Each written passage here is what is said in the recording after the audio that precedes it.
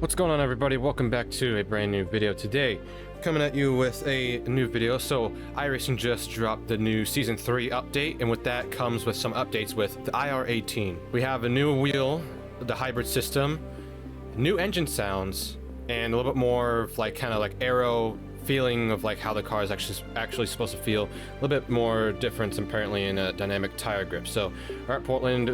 Iracing has like this IR18 shakedown thing, so anyone who has like a rookie license or above can do this pretty much. So I'm about to head out on track and test it for the first time. Alright, so already in the pits, startup sounds different. Obviously the visuals are different. The halo seems to be a lot more covered this time, because before it didn't really have this little extra covering right here, right behind the virtual mirror. Looks like the side, the halo on the side of like mirrors looks different too, because it's like this little thing extending right there. Looks a little bit different. Obviously the wheel is a lot different. It's a more modern Indycar spec wheelbase and everything. Little name thing right here is a little bit different. It used to be like around here. Obviously it's been moved because of the hybrid lights. The black box seems to be a little bit different too. It used to be a lot taller. Like obviously it would hit to this little black box right here for me with the telemetry pretty much. Now it doesn't. It's obviously a lot smaller, a lot more compact. So I'm just gonna rev up the car real quick and just give you the raw sound right here.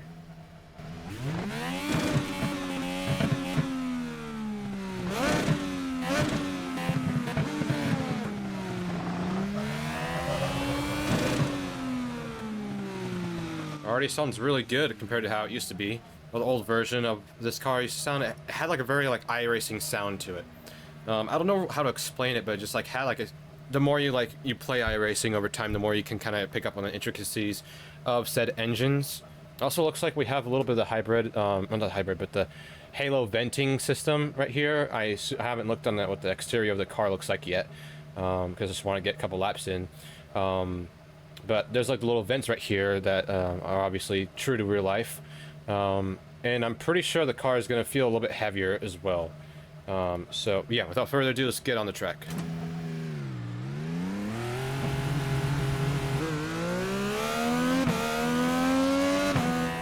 Ooh, I like how this sounds.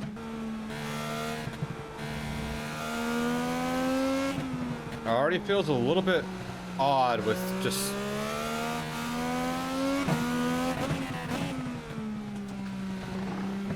with cold tires at least. It seems like it wants to drift a lot more than it usually used to do.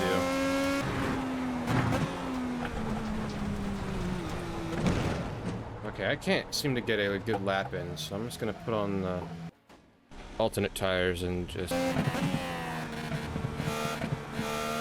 Yeah, on cold tires it definitely does not stick nearly as good as it used to be. And it's probably due to the hybrid weight addition.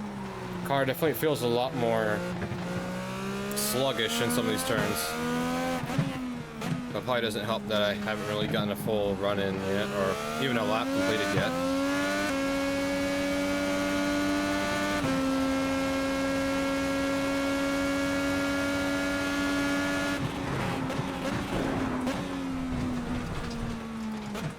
Alright, so looking at the options for controls for this car, they still don't have the hybrid usage figured out yet. I think I saw in the notes somewhere that that's going to be coming at a later update. Don't know how long that'll take, but we can only really just still use push to pass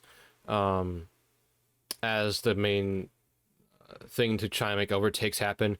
So it'll definitely be very tricky to try and learn how to deploy that throughout a certain lap at whatever track, and then so on and so forth. Alright, so now we're in the race session for this little shakedown thing.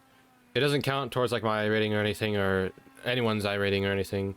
It's just kind of just to see what this car is like with, you know, racing conditions and whatnot. And then after this, we're gonna go try out the wet weather racing and some AI racing as well.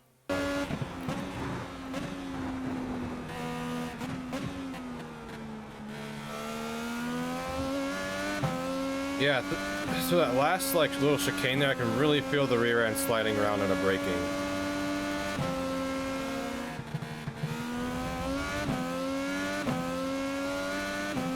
I mean, we're currently P4, we're not too far off wherever it's at the fastest lap. Checkered flag. I don't think we improved on that time, we're a little bit slower, I think. Oh, we did get a little bit faster, P3 for now. Not too bad. If I didn't mess up the middle section of the lap, probably would have been closer to second.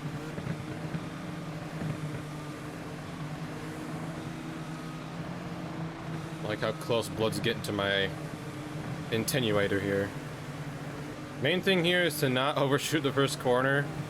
Just kind of brake when I can without getting ran in the back.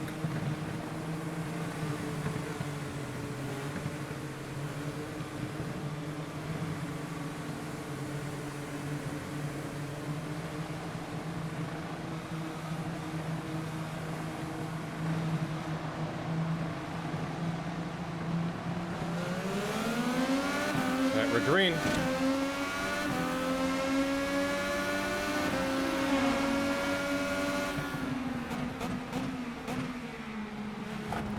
Alright, so far so good through the first chicane. Get 15 minutes of this. Yeah, gotta love the stupid gas pedal sticking there.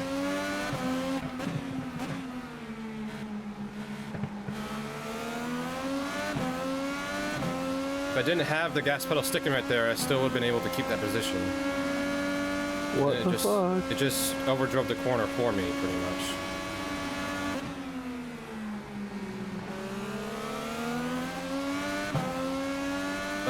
My game froze big time there. I don't know what that was all about. It's a little scary.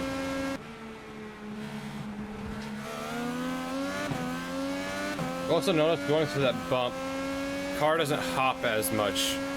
With the older version of this car, going over that bump will create like a little bit of a hopping situation.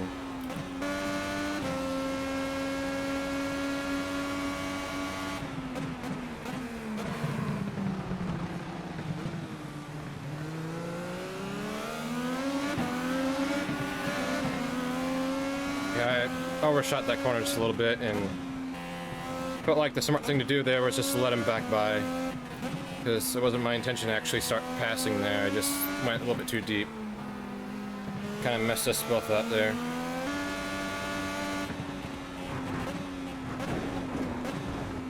Oh my gosh, I don't know how I made it through that without spinning out over those bumps, dude. My goodness, my throttle was sticking through there again.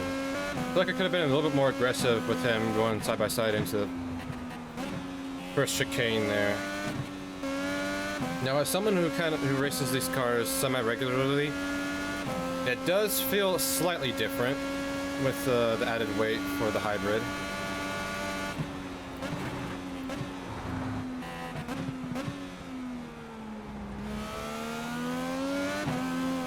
Oh, yep, a little slippery there.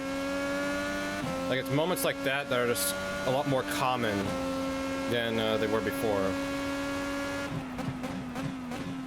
Car's a little bit more predictable in those slides though, which is good.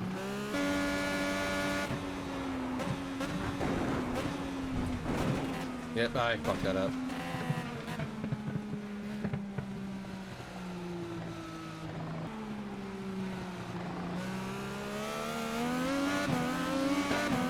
Well, he spun out right behind me.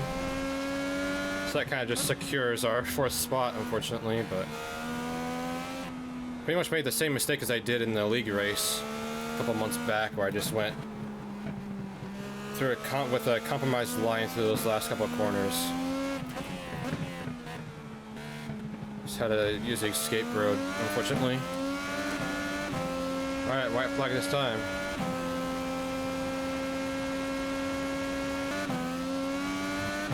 So far, this car doesn't feel too bad in the dry.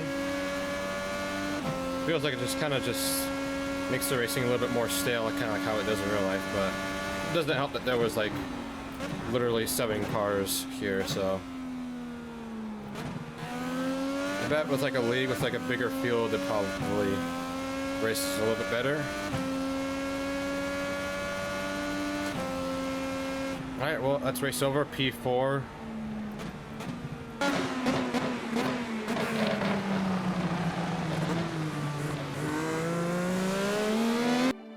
Yeah, right there, I definitely could have held a little bit tighter to him right there and actually complete the pass if I could have, but it is what it is. Thank you guys so much for watching this video. If you guys enjoyed what you saw in this video, make sure to like and subscribe down below for more IndyCar content on iRacing. My goal is to hit at least 1,000 subscribers at the end of this year, and until then, I'll see you guys in the next video. Have a good one. Here they come!